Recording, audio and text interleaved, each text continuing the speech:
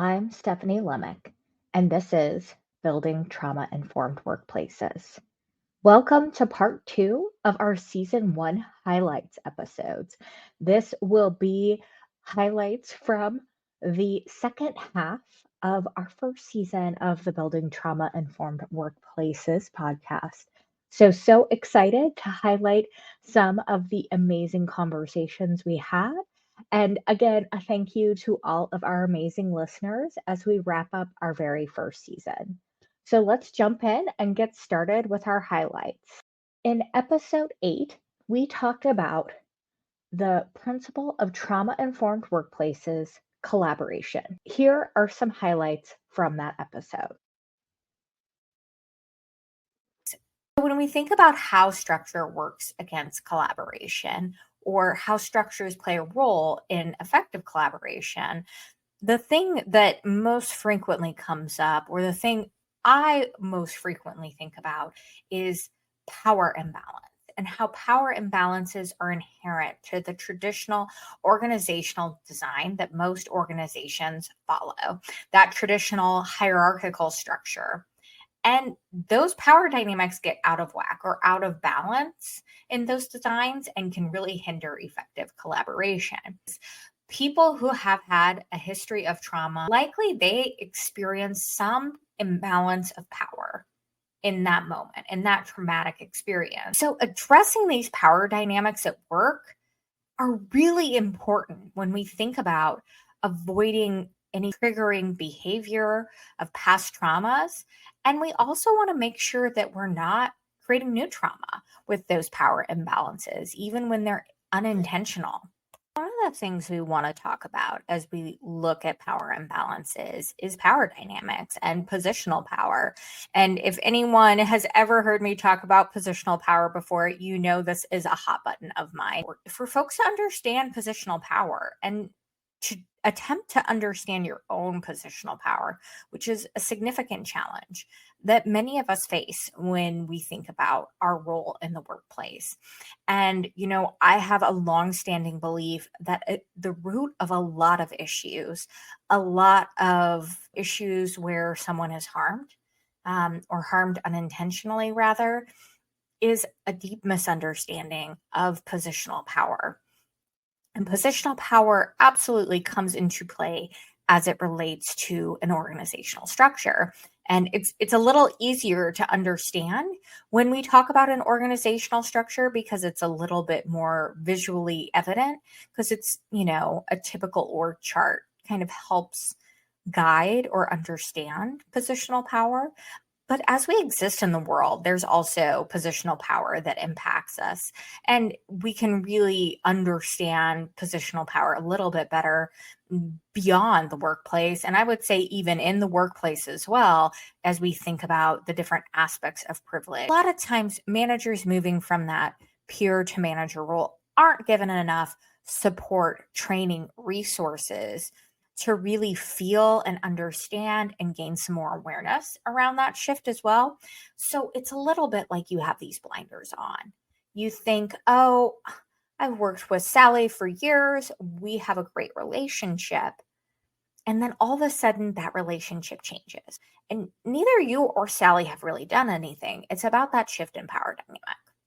The more senior you get, the more power you have, the less likely you are to kind of understand how you come across in interactions with others on the team. You're also typically much less likely to get honest, candid feedback, especially that tough, honest, candid feedback. And so it just kind of compounds that misunderstanding of your positional power, how you're coming across can kind of snowball. And, what starts out as, a teeny tiny little, quarter size misperception of yourself. As you advance, as you gain more power, as you continue to get less feedback, can become, a mountain. Our next episode featured an amazing guest and a dear friend of mine, Maud Moreno, talking more about her experience as an IT professional turned wellness entrepreneur. Here are some highlights from the conversation with Maud. We're always like in this mode of chasing something down or feeling like we failed because we could not catch up on that 12 things that we wanted to do that we couldn't do. And people don't realize this level of stress really is killing us, literally, scientifically, statistically, killing us slowly. We may not realize it. And at some point in our lives, our body is going to say, stop it, Stephanie. You can no longer do this. Time out. Time for you to take a break. Time for you to prioritize yourselves. And kudos to those people who feel like they're invincible and healthy. They may be right, but I have a family history. Eventually, now I have this condition. I have to tell people this is not to scare you. In fact, this is to empower you to turn Yes. something around, change a little bit of habit. Maybe you move before you work. Maybe you practice mindfulness before you work. Maybe you take a break every 12:10 and just make it 10 minutes and then eat by yourself, eat without the computer so you can go back to work refreshed. There are these little things and tweaks that we can do. I have facilitated team charter creation in my life as a BA. That was kind of part of something that I would be an advocate of. And I also kind of coach some people on how to put together a team charter. That's where you self identify as a team. What do you deliver, who you are, what your values are, what your non negotiables are. And if even one person put wellness as their value, well being, mental health, um, whatever other, you know, beliefs or whatever values that they have, and they put it in the forefront, it's up for discussion and it's become a visible topic. And so I told them, don't hide in your misery. Say it. I am someone who feels X because of Y, so let's do Z, right? Write that, make that sort of your template so that you can express what it is you're feeling, why you're feeling that way, and what steps forward there could be. And I talk about that. Like I even have this little prism that I show, like, what do you normalize? Normalize taking a break. Normalize blocking off your calendar. Normalize being accountable for each other. Normalize having an accountability partner. Um, Gosh, there's so many things that I talked about there. And every time I mention this, people are like nodding, but I also know they're secretly on their sort of periphery in their third eye thinking, holy shit, is this going to happen for my team? Am I going to be that person for my team? It's one of those things where it can be so hard to speak Mm-hmm. out. But I love kind of going back to what you said earlier in the podcast. It only takes one person. It only takes one person to raise the point, to say the hard thing, to kind of change the energy. And a lot of times, especially when it's something like meetings that never stop, or needing to be able to take a break, or prioritizing our health and wellness, once you say something and raise your hand, everyone else is like, yeah, can we do that now too? It's so, so important to empower folks to raise their hand, to make those changes, to do those things, and leveraging your work to pull that through a culture, trauma informed principles to pull that through a culture can be really powerful and impactful when it comes to changing our experiences of the workplace. Exactly. The people who will resist you the first, second, or third time are going to be the biggest embracers after that. Because why wouldn't you want a space and a break in your day that will only help you work better, right? It's almost like flip the script. Why don't we run ourselves to the ground? Why don't we just skip lunch? Why don't we just have meetings back to back? Why don't we just end the workday at 7 o'clock at night? Like, imagine flipping the script and somebody just sort of taking the reins and asking the difficult question. And you're doing the right thing because you're doing the hard thing. So just ask it, just plant that seed, make people react, keep doing it, whether it's wellness, whether it's change of meeting lengths, or whatever uniform in the office, whatever aspect of your workday that is really kind of burdening you, and you just know a little bit of change can make people's lives better, ask it. and just say it. If yoga was just easy peasy, every single person would be doing yoga. But no, yoga taps into your truth, the hard truth, right? Things that you hide, things that don't come out there in the world, comes out in your mat and how you move and how you breathe. So it's sort of that same test of humanity that shows up in a yoga mat or a chair yoga at work. It really is all kind of a test, and you just have to believe in your own power to make a change, one I love person that. at a time. Yeah. The equation for ROI on wellness programs is actually pretty straightforward. Okay. There's a few variables in this equation. It starts with productivity increases plus talent management savings plus healthcare savings minus the wellness program cost. That is the ROI for wellness programs in your organization. In our next episode, we talked about one of the most important principles of trauma-informed workplaces, empowerment. Here's some more information about empowerment as a principle of trauma-informed workplaces from that podcast episode. At the core of traumatic experiences is a feeling of powerlessness, a lack of control and choice over what is happening to you or around you. And this feeling of helplessness can lead to lasting impacts on an individual's sense of self and power over their own lives. Because a feeling of lack of control or helplessness is so tied to trauma, empowerment is one of the most important principles for creating a trauma-informed workplace culture. Empowerment in the context of trauma-informed workplace cultures is about more than just choice. It's also about environments where individuals feel valued and that they are making meaningful contributions. For that reason, when we look at the concept of empowerment in trauma-informed cultures, we want to look at 4 distinct parts: choice, strengths leveraged, recognition, and growth. I like to say that empowerment and ownership are cousins. And when someone is looking for folks on their team to take more ownership, one of the best tools you can leverage is empowerment. And I also love that empowerment is one of the most important principles of trauma-informed workplaces to go along with that.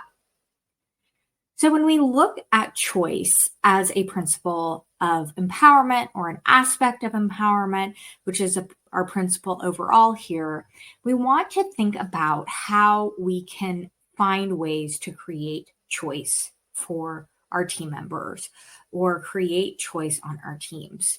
Think about and ask yourself the question, how can you create choice for your team here? Like, seriously, it really can be that simple. It can be really easy to misconstrue conversations around creating choice or empowerment at work to a, idea of letting your team kind of have carte blanche, letting them do whatever they want. That's not the goal. Choice is amazing. Choice is powerful. We want to provide opportunities for folks to have choice over how and when they do their work, what work they're doing. The next aspect of empowerment I want to talk about is making sure strengths are leveraged. And as a Gallup certified Clifton Strengths coach, this is something I am super passionate about. Utilizing your strengths on a daily basis fosters a sense of self-efficacy, empowerment, and overall well-being. So a strengths-based approach focuses on building resilience by identifying and leveraging individuals' existing strengths and resources, skills, knowledge, abilities. And according to the APA, or American Psychological Association, resilience plays a crucial role in recovering from trauma and involves utilizing personal strengths to adapt and thrive in the face of adversity. So when we engage in activities that align with one's strengths, it can increase positive emotions, sense of. Next, we want to take a look at the third component of empowerment, recognition. In the context of trauma-informed workplaces, recognition refers to the practice of acknowledging and appreciating efforts, achievements, and contributions within the organization or within your team. It involves acknowledging others' hard work, dedication, and performance to reinforce positive behaviors, cultural values, and to motivate. When we think about recognition as it relates to empowerment, recognition validates the value an individual brings to the group. So when individuals receive acknowledgement or appreciation for their strengths, their progress, their contribution to the team, the mission, the goal, it boosts their self-esteem, self-worth, and belief in their ability to overcome challenges. I want to say that again, belief in their ability to overcome challenges. So what you may be picking up on is empowerment is kind of the resilience principle. Resilience is a skill. Resilience has to be built. And that's building resilience is tough because you have to go through challenges, but you have to go through challenges in a way where you have the space, the tools, the resources to overcome challenges. The last aspect we'll talk about as it relates to empowerment as a principle of trauma-informed workplace cultures is growth. You're probably not super surprised to hear we want to talk about growth as it relates to the workplace. What's important to point out, though, is growth means different things to different people. But growth is all important. According to a 2022 Microsoft Work Trend Index, 76% of employees say they'd stay at their company longer if they could benefit from more learning and development support. People want to grow and continue to expand their skill sets, their knowledge, their abilities. It's important to talk, though, when we talk about growth at work, when we talk about development, people often jump to the conclusion that people are talking about getting promoted or advancing in their career. Absolutely, that counts, but that is not the only way individuals can grow and that you can support individual growth in the workplace. So I think it's really important that, of course, promotions, kind of climbing that career ladder or career jungle gym, however you want to think about it, is absolutely part of growth as it relates to empowerment, but it's also more than that. And I think this is what's really important and key here is a lot of organizations have learning and development, growth programs, growth initiatives, and they're often very focused on high potentials, newer employees, people who they want to grow and build into that next level or have them on track for promotion. That's great work. That's important work for a variety of reasons, including supporting growth as a trauma-informed workplace. However, we can't overlook everyone else. Everyone else has to have an opportunity to continue to learn and grow. That may be in role, that may be in a different role at a similar level, or maybe an opportunity to grow and learn just from an enrichment standpoint, or grow and learn outside of the workplace. The idea is really to focus on how fostering growth can acknowledge potential for post-traumatic growth. It can focus on how we all can continue to learn and grow and change throughout our lives and evolve through positive psychological changes. And this can include increased personal strength, a deeper sense of purpose, enhanced relationships. It's so important for us to receive that feedback and that opportunity in the workplace to see that we have potential, that we are able to continue to learn and grow and evolve as humans. Next, we have a special holiday-themed episode where we talked more about handling holiday and end-of-year stress. Here are some great highlights from the episode, including how to set and uphold boundaries. Just like individual experiences of trauma, how each of us experiences this time of year is unique, which is important to keep in mind. For some, the holidays are truly magical, and for others, they may feel like a series of proverbial landmines. Understanding and honoring the wide range of emotions that can be tied to the season is important in supporting others and supporting ourselves as well. How can we tackle the challenges we face this holiday season? Whether you're looking to manage your stress and avoid burnout, or you're actively strategizing to prevent being triggered, there are tools we can absolutely leverage to make this time of year better. First, and probably my favorite piece of advice year-round, honestly, is say no to make room for your hell yeses. In keeping with this strategy, you absolutely need to prioritize your self-care during the holiday season. You also got to make sure and be a little flexible with yourself. It's a tough time with schedules and energy. Don't beat yourself up if you fall off the horse. Just accept that and get back on when you can. Next up, let's talk about boundaries, both setting boundaries and respecting others' boundaries.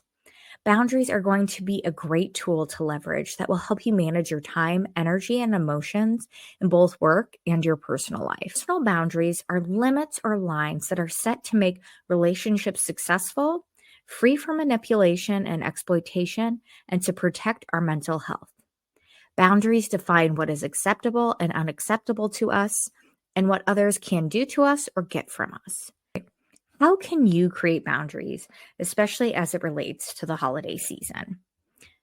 Start by reflecting on your reasons for your boundaries. Understand the why your boundaries are important to you and how they benefit you. And this is a really great place to start. Focus on clear, proactive communication with others. Make sure you're prepared to tactfully say no when things don't meet your expectations, your needs, your boundaries, and then make sure you're setting clear expectations with yourself and with others. Communication is going to be critical in the world of boundaries, especially if someone consistently oversteps them. Another important factor when it comes to boundaries is it's important to be consistent with your boundaries once you establish them. When it comes to respecting others' boundaries, the key, of course, is respect. Approach relationships with respect as a starting point. From there, make sure you're actively listening to the other party and also pay attention to those cues that may tell you something is off and ask if something is off. There is no harm ever in asking permission or if something is okay if you're feeling unsure about whether or not you're coming up against someone's boundary.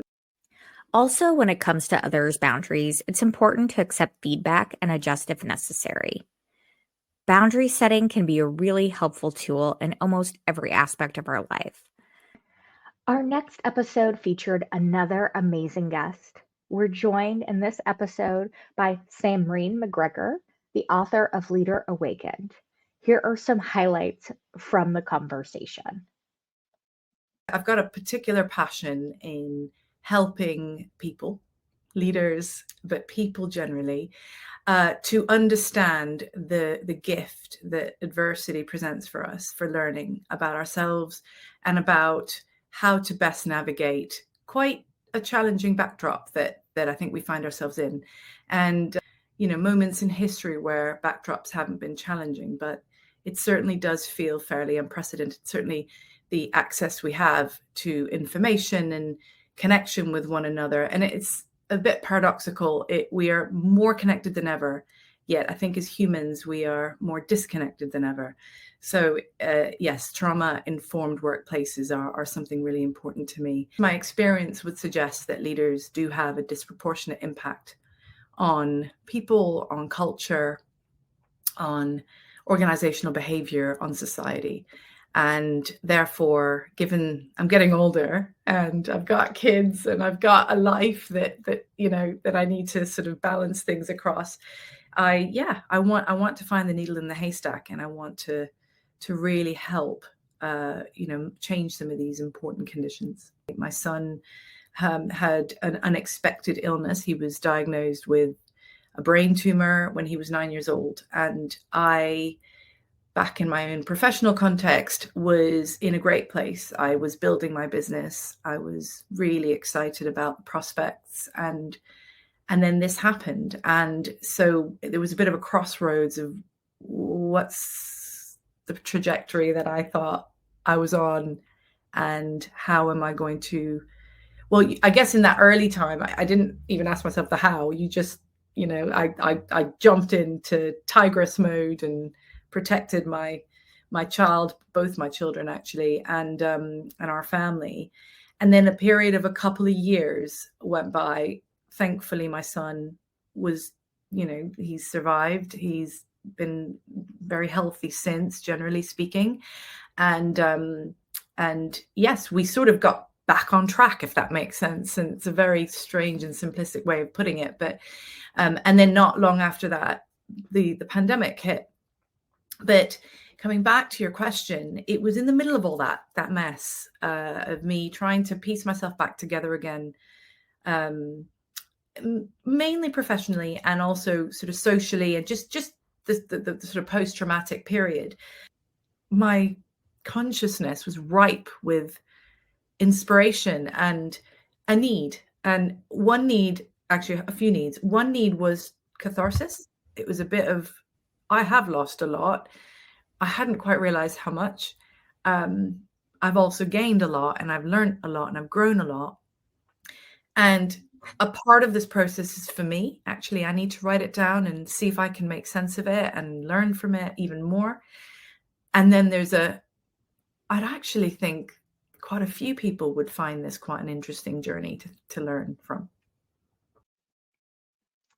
In this episode, we talk about the sixth principle of trauma-informed workplaces: humility and responsiveness. The old adage, hurt people, comes to mind when we talk about this topic. Traumatic experiences are common, and the effects of trauma can appear in sometimes unexpected ways, including in ways that may harm others. It's important to remember that prior trauma is never an excuse to harm others. However, it's also worth noting that unaddressed trauma or environments that are not trauma-informed can exacerbate that potential harm. At a basic level, humility relates to the degree to which we value and promote our interest above others. In J.P. Tanji's Handbook of Positive Psychology, 6 intrapersonal aspects of humility are identified that are helpful for understanding the concept of humility.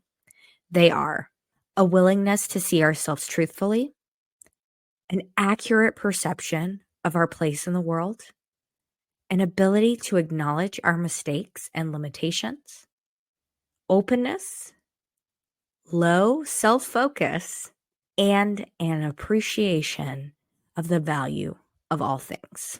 Our sixth principle isn't just about humility. In fact, humility alone isn't enough when it comes to kind of checking the box, so to speak, around the sixth principle of trauma-informed cultures. Without meaningful action and acknowledgement to correct harm, issues remain and often fester, getting worse and creating new issues, often impacting even more people. Responsiveness works hand in hand with humility to complete this trauma-informed principle for that reason. In our final regular episode of the podcast, we're joined by Dejanay Robinson, DEI expert and speaker, to tackle the final principle of trauma-informed workplaces. I love the call out for gut-wrenching conversations. I love transparency. I like being honest and upfront. And, some of these conversations are really gut-wrenching. They're really hard. They're really challenging. And so often in the workplace, as a career HR professional, you hear or you even say, growth happens in a place of discomfort. And we focus on that so much on an individual level, but it's also really true on an organization, on a team, on a societal level. So when we're not ready to have those really uncomfortable conversations, sometimes really beautiful conversations, sometimes really painful conversations, we're not ready to grow. And we have to be ready to grow because we have to be ready to be better as a society. A key aspect of trauma-informed cultures is an awareness around cultural, historical, and gender issues that interact with trauma both at an individual and systemic level. Gender, cultural, and historical, or generational experiences influence the experience and perception of trauma. Some examples include, but certainly are not limited to, women often facing higher rates of sexual assault and domestic violence, leading to trauma associated with those experiences. Differing cultural perceptions and expectations on speaking about or addressing traumatic experiences. Racially motivated violence, such as hate crimes and police brutality. systemic racism, prejudice, and other acts of hate, historical trauma resulting from collective experiences of racism, such as intergenerational trauma passed down through generations, including slavery, colonization, genocide, and forced displacement. And as far as diversity, equity, inclusion within the workplace, within the world, within your home, the intercultural piece, depending on the environment that you're in, it can look differently. It can be structured differently. The policies, the procedures, the employee support, it has to be structured based off of the internal need. Who do we need to hear from to ensure if those differences, those nuances are actually effective? The employees, those who are impacted by the day-to-day experiences in person and virtually with this new way of living on the macro scale. But it's only through shared experiences, conversations, that we understand that, you know what, from a equitable standpoint, we have to make sure we can support our employees in that way. I hope you enjoyed all of these highlights and had as much fun as I did reflecting on the first season of the podcast. As a reminder, you can go back and listen to any of these full conversations at your leisure. And make sure and hit subscribe if you aren't already, so you can see us in the new year as we begin season 2 at the beginning of February. I'm Stephanie Lemick. Until next time, be well and Happy New Year.